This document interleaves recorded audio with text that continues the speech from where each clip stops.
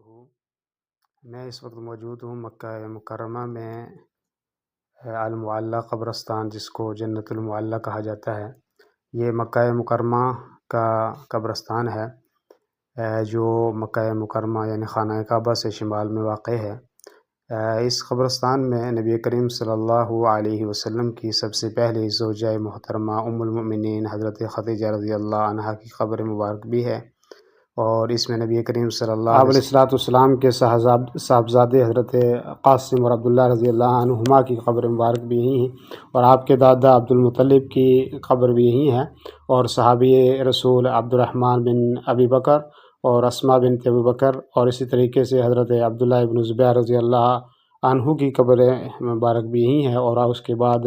بہت سارے صحابہ، تابعین اور تبع تابعین، ائمہ اور سلف اور نیک لوگوں کی یہاں قبریں موجود ہیں۔